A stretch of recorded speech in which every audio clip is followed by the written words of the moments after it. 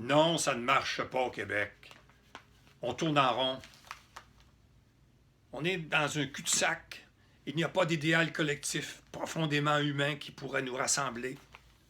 On ne fait que de la politique comptable. On recule dans tous les domaines. Et laissez-moi vous dire une chose dont on ne parle jamais. Un peuple, comme le peuple québécois, qui ne contrôle pas sa culture, sa langue, son immigration, son modèle d'intégration de ces immigrants, et qui se laisse contrôler par un autre peuple, par un autre pays, qui nous impose sa culture, qui nous impose sa langue, qui nous impose son modèle d'intégration de ces immigrants, qui nous impose le multiculturalisme, eh bien, un peuple qui tolère ça est un peuple appelé à mourir. Et vous, mes amis, qui êtes des centaines de milliers, on est monté même à 340 000, une vidéo que vous avez écoutée.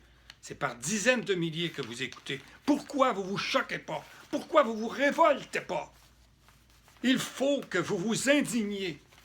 Aujourd'hui encore, dans le devoir, le français est en recul chez les travailleurs qualifiés immigrants. Le français est en recul chez les travailleurs qualifiés immigrants. Qu'est-ce que ça veut dire? Ça veut dire que, selon le devoir, selon les statistiques, le nombre des recrues répondant aux deux critères, c'est-à-dire un immigrant économique et qui parle le français, est passé en quelques années de 79 à 64 à peine en un an qu'on dit ici. Mais c'est terrible! Et dans ce 64 %-là, il y en a 60 qui ne sont même pas intéressés à suivre des cours d'intégration à la langue française. Parce que les employeurs les embauchent, les employeurs disent-ils, on préfère avoir quelqu'un qui ne parle pas français, mais qui est capable de travailler immédiatement au sein de notre entreprise. Bien, c'est ça, là, le problème. Et chez les immigrants, au total, qui comprennent les réfugiés, tous les immigrants qui viennent ici pour les réunions, pour réunir leurs familles, on est passé de 2012, écoutez bien les chiffres, de 62 qui parlaient français à 46 en 2016. On est en train de mourir. Mourir dans la dignité? Non. Mourir dans l'indignité comme peuple. Mourir dans l'insignifiance. Vous savez, à Montréal, il y a le Montréal anglais puis le Montréal français. Le Montréal anglais est en train de triompher. Montréal anglais, c'est la troisième plus grande ville anglaise, après Toronto et Vancouver au Canada. Et nous, francophones, on se gargarise en disant, ben non, c'est la deuxième plus grande ville française au monde, ce qui est une fausseté. Sur 3 statistiques, on a basculé. J'avais prévu dans 10 ans, dans mon livre, et l'éditeur, dans le livre que je vous suggère de lire, c'est gratuit, pour la survie du Québec français, Guide d'accès à l'indépendance. Vous devriez le lire, je vous encourage. Les chiffres sont là, c'est un essai. Donc, on démontre que, au niveau de la langue maternelle, on est minoritaire à Montréal, les Français, les francophones. Au niveau de la langue parlée à la maison, on est minoritaire en 2017.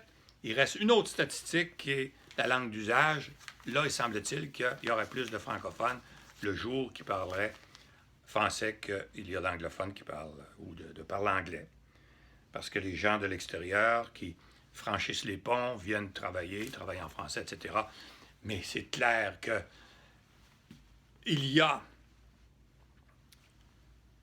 les chiffres de l'UNESCO. Il y a dans le monde, il y a 7000 langues et dialectes. Savez-vous combien de langues sont mourantes? 3000. Savez-vous comment il en meurt par année? 25. Et croyez-vous qu'il y a des langues importantes qui ne sont pas mortes? Les Écossais ont perdu leur langue, les Irlandais ont perdu leur langue, nos Autochtones à travers le pays ont perdu leur langue. Le latin a déjà été une langue universelle et aujourd'hui, il n'est parlé qu'à Rome. Donc, nous sommes en train de mourir. Nous sommes comme des grenouilles qu'on met dans une marmite. Puis là, l'eau est tiède, puis là, elle prend de la grenouille, elle est toute contente. C'est doux, c'est gentil, ça va bien, c'est tiède, tiède, c'est entre les deux. Puis là, l'eau devient de plus en plus chaude. Puis là, elle commence à s'endormir. Et quand elle devient bouillante, bien, elle meurt. Elle n'a plus la capacité de sauter. Est-ce que c'est pour ça que les Anglais nous appelaient les frogs autrefois? Les frogs, les grenouilles. Aujourd'hui, on ne le dit plus parce que c'est un mot raciste. Vous savez, C'est terrible quand on pense à ça. Mais c'est pas la faute des immigrants. Les immigrants, eux autres, ils viennent ici, puis ils vivent.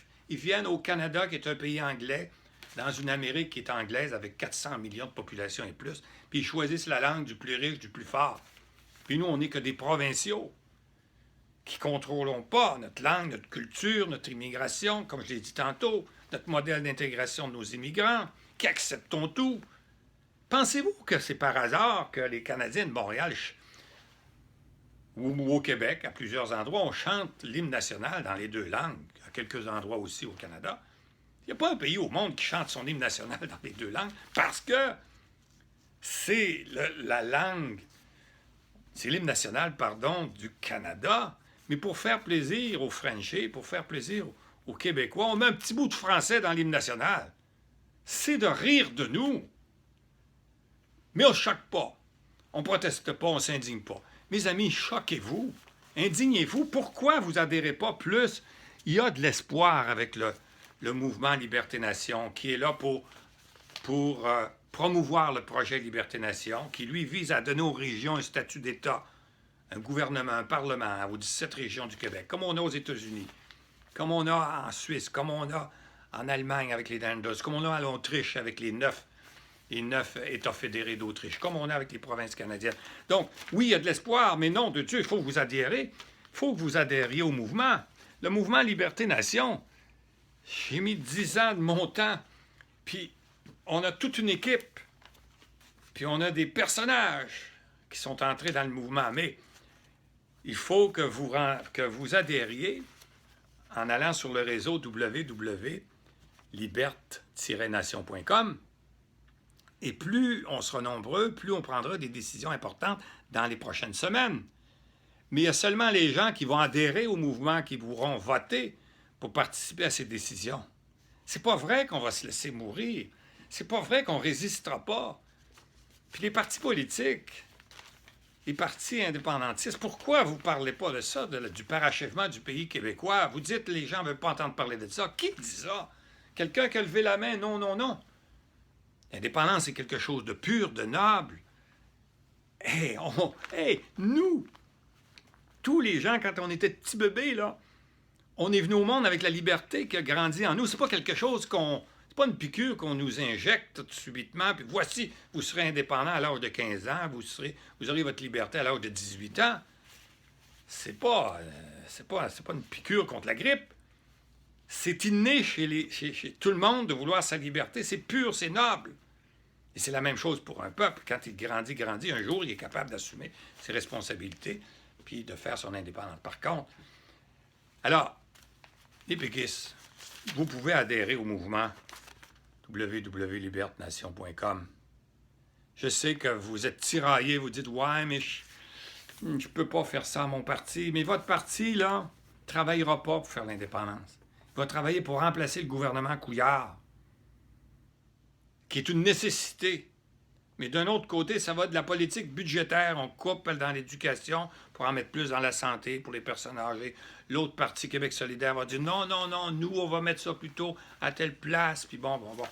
Alors, ça, c'est pas enthousiasmant. Le pays québécois doit être parachevé. La nation québécoise a le droit à un État.